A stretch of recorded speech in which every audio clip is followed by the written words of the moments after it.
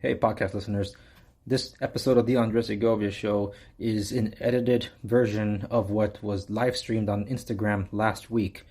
You're welcome to follow me on Instagram for random lifestyle and personal stuff, but every now and then I'll chime in with something sensitive like this episode you're about to listen to. But where I share my thoughts more openly about this and I engage in conversation is a place like Parler and Gab, so you can follow me on those places as well if you so choose to. Thank you for listening. You're listening to The Andres Segovia Show. This is my wife. And that is me. Yeah, me without looking this exhausted. I've been really tired. It's been a very long month. The reason I showed this picture of my wife and I, we're going to be celebrating 11 years this May. Married. Crazy how fast time flies.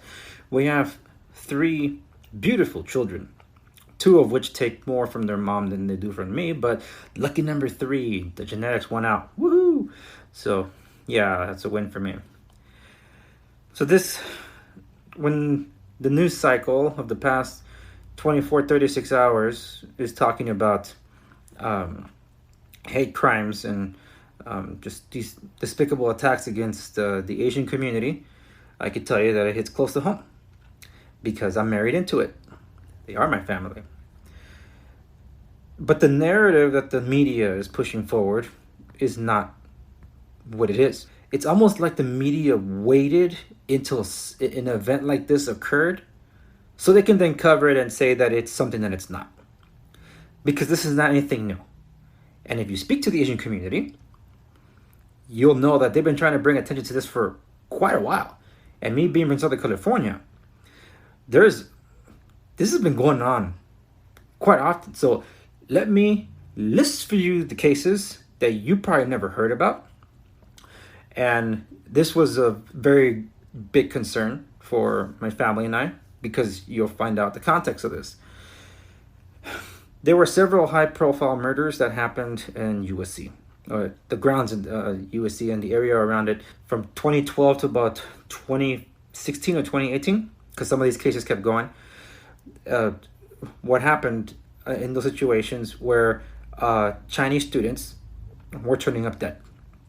And in one of the most infamous cases, there was Ming Ku and Ying Wu, who were sitting in a BMW in 2003 BMW, and they got shot up.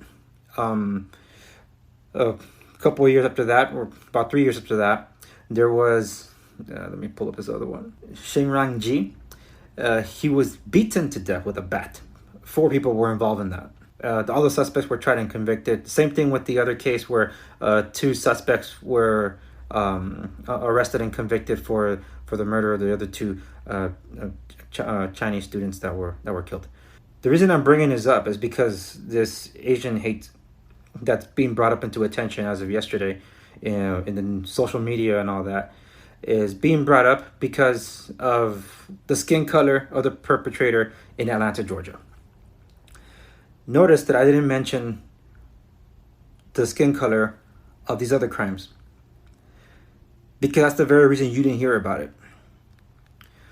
The suspects that were involved in the baseball bat beating death of the USC grad student, Xinran Ji, those were Alejandra Guerrero, Jonathan del Carmen, Andrew Garcia, and Alberto Ochoa. That doesn't sound like the white racist supremacist group. In fact, this actually paints my people in a bad light. They were all convicted. One of them was a minor at the time. Alejandra Guerrero was 16, I think. She was 16 at the time of the killing. She was sentenced to life in prison. The other high-profile one of the shooting death of those that were in the BMW, Ming Q and Ying Wu, I believe their names were. The 2 suspects in that were Javier Bolden and, well, in this case, these 2 were black. In fact, when one of the victims' parents was up on the stand to address the court after the loss of his child, Bolden was smiling that the judge called him out on it. The judge said, you should be hanging your head in shame. You have nothing to smile about. And this, thank you to Lada Crowder for putting a montage together on March 9th. These are the high-profile cases from earlier this year that you probably didn't hear about. This surveillance footage shows a 71-year-old Asian grandmother violently shoved to the ground, her purse stolen. Just one of several attacks in California's Bay Area recently. A 91-year-old man pushed in Oakland's Chinatown, one of 3 attacks that day. 84-year-old Thai American Visha Ratanapakdi knocked over while out for a walk. He died a few days later from his injuries. His family saying they believe it was rooted in racism. This guy should not be let back on the street. He should be charged with murder. If you see the video, there's nothing non-intentional about it. Asian American leaders say these attacks are a trend, they look not like they isolated Brooks incidents. Brothers. We have been reporting on the growing number of attacks on Asian Americans across this country. And tonight here in New York, a vicious and brutal attack. The suspect allegedly stabbing the victim from behind. The 36-year-old victim, seen here in security camera video, now being reviewed by police, was walking alone when Salman Muflihi allegedly stabs him in the back with this 8-inch knife. Police are investigating another attack on an Asian American person in Northern California. The video was taken at a laundromat. He's going to lose in his San Gap Francisco's Kids Chinatown, sponsorship. February 23rd.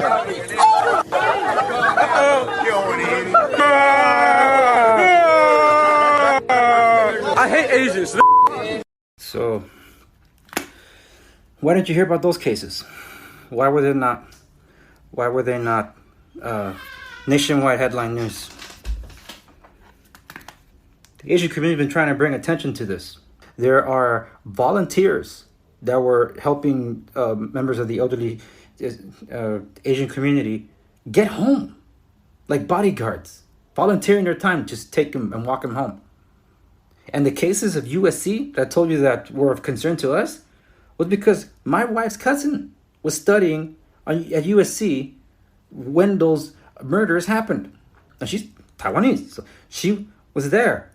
And she had to study very late at night. And she lives in 25, 30 minutes out of USC. So she had to walk to her car and make sure she gets home. So for that to happen, it was grad school for her. So these things were very, very real. There was always a genuine concern. And I grew up on those streets. So I know that it can be rough. I mean, it's not the same as it was when I was growing up. But the fact that this stuff still went down, it was just always heartbreaking. But now the media is taking advantage of this recent attack, which was vile and hateful. And just never an excuse for something that's stupid. That they're using this as the narrative. Never mind that the guy that shot up the places on 2 nights ago was a sex addict, admittedly. No, we gotta judge it based on the skin color. But how interesting that the media, in all those videos even too, failed to mention the skin color there. Why did it not mention the Hispanics, the blacks, the Middle Easterns that attack the Asian community? So if it's not white supremacy, what is it then?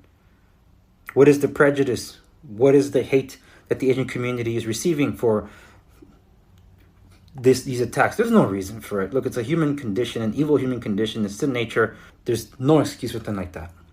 So yeah, end Asian hate. But don't let the media tell you something that it's not. Because that's not going to cure a system. It's only going to make things worse. Because it continues to divide, and that's what the media continues to do. Divide us. It doesn't help the situation at all.